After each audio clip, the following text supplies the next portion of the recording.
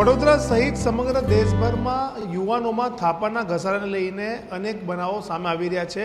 તેનું સૌથી મોટું કારણ શું છે અને કેમ થાપાના ઘસારાના જે બનાવો છે તે વધ્યા છે, તેના માટે વાત કરવા માટે આપણી સાથે વડોદરાના જાણીતા તબીબ ડૉક્ટર સાહેબ છે, તેમની સાથે વાત કરીશું. સર, કઈ રીતના યુવાનોમાં ખાસ કરીને જોવા જઈએ તો થાપાના ઘસારાના થાપાની સર્જરીના કેસીસમાં વધારો થયો છે?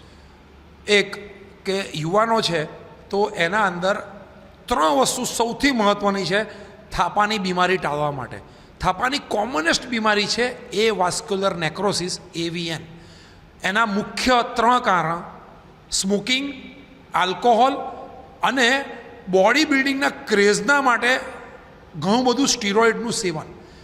આ 3 વસ્તુ જો ન કરે તો થાપાનો AVN નામની બીમારી ન થાય.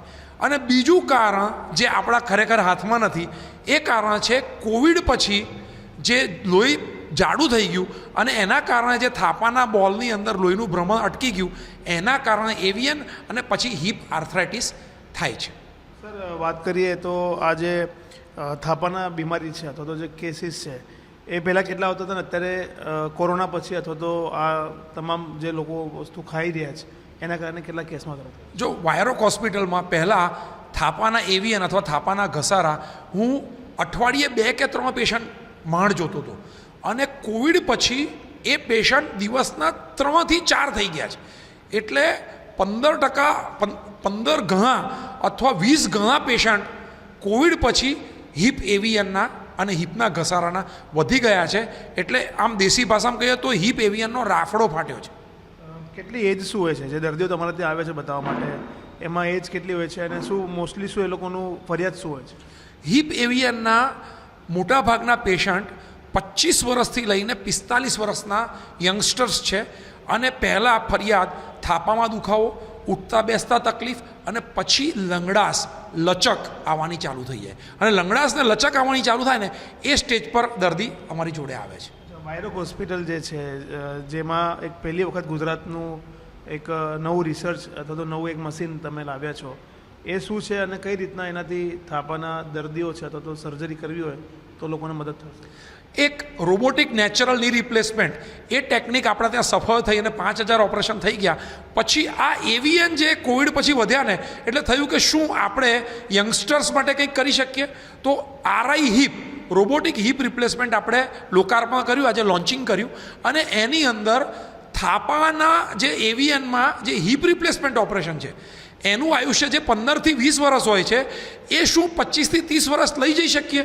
તો એના માટે એકદમ પ્રિસાઇઝ ઓપરેશન થાય, રકાબી સરસ ફિટ થાય, બોલ સરસ ફિટ થાય, અને એ પ્રિસાઇઝ ઓપરેશન થાય તો યંગસ્ટર્સની એક્ટિવિટી વધારે સારી થઈ શકે અને યંગસ્ટર્સના આ થાપાનું ઓપરેશન 5-7 વર્ષ વધારે સર્વાઈવ થાય એવી ટેકનોલોજી લોન્ચ કરી છે. તો વડોદરાવાસીઓ એનો ચોક્કસ લાભ લે. સર, તમે વડોદરાના એક એવા તબીબ છો જે ની રિપ્લેસમેન્ટ માટે ખૂબ જાણીતા તબીબ છો. આપની હોસ્પિટલ પણ ખૂબ જાણીતી છે. 21,000થી વધારે તમે દર્દીઓને અત્યાર સુધી ટ્રીટ કર્યા છે.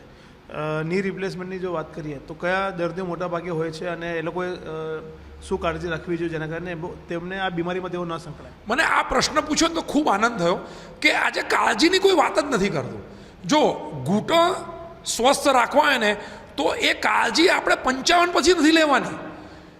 30 વર્ષના હોઈએ, 25 વર્ષના હોય ત્યારથી મારી એક વાત માનજો, રોજે સહમંત્ર પ્રાણાયામ સાથે 13 સૂર્ય નમસ્કાર કરો, શરીરના એક પણ સાંધામાં ઘસારો નહીં આવે, એક પણ સ્નાયુની બીમારી નહીં થાય. અને આ ઓથેન્ટિકલી ઓર્થોપેડિક સર્જન તરીકે કહું છું. બીજી વસ્તુ, ડાયટ તો જંક ફૂડ બિલકુલ એવોઇડ કરો. ચલો કોઈક વાર આપણા મનને આનંદ માટે એકાદ વાર અઠવાડિયામાં ઠીક છે, પણ જંક ફૂડ ન ખાઓ. અને જેને તકલીફ થવા માંડી, દાદરા ચડતા ઉતરતા જરા સહેજ તકલીફ થાય છે, તો એને પલાઠી અને દેશી સંડાસમાં અથવા ઊભા પગે, ઉભડક પગે બેસવાનું ટાળવું જોઈએ. તો આ ની રિપ્લેસમેન્ટ બહુ લાંબા સમય સુધી પ્રિવેન્ટ કરી શકાય છે. તો આભાર સર, અમારી સાથે વાત કરવા માટે. તો આ હતા જાણીતા ઓર્થોપેડિક સર્જન વડોદરા શહેરના ડૉક્ટર વ્રજેશ શાહ, કે જે વાયરોક હોસ્પિટલના સંચાલક છે. જે રીતના વાત કરવામાં આવે તો ગુજરાતમાં પહેલી વખત રોબોટિક હિપ રિપ્લેસમેન્ટની સર્જરીની તેમણે ટેકનિક શોધી કાઢી છે, જેના કારણે તેઓ કહી રહ્યા છે કે જે સામાન્ય સર્જરીમાં હિપ રિપ્લેસમેન્ટનું આયુષ્ય 15 વર્ષનું હોય છે. તે રોબોટિક સર્જરીથી 25થી 27 વર્ષ સુધી તે લંબાવી શકાય છે. સાથે જ યુવાનો માટે સૌથી મોટી વાત તેમને કહી છે કે જે યુવાનો વ્યસન કરી રહ્યા છે, આલ્કોહોલ લઈ રહ્યા છે, સ્મોકિંગ કરી રહ્યા છે અથવા તો સ્ટીરોઇડનો ઉપયોગ કરી રહ્યા છે, તેમને હિપની બીમારી થઈ શકે છે, એટલે કે થાપાની બીમારી તેમને થઈ શકે છે. તેમને સાવચેતી રાખવી જોઈએ. તે ઉપરાંત ની રિપ્લેસમેન્ટના પણ તમે ભોગ ન બનો તે માટે જંક ફૂડ એવોઇડ કરવાનું. સાથે જ તેઓ કહી રહ્યા છે કે 13 સૂર્ય નમસ્કાર જો રોજ કરવામાં આવે તો તમામ રીતે તેઓ સ્વસ્થ રહી શકે છે. એટલે ક્યાંક ને કહી શકાય કે વડોદરા જાણીતા સર્જન દ્વારા આ માહિતી તમામ દર્શકોને આપવામાં આવી છે અને ચોક્કસથી લોકોએ તેનું પાલન કરવું જોઈએ. કેમેરામેન મુકુંદ દવે સાથે રવિ અગ્રવાલ, ઝી મીડિયા, વડોદરા.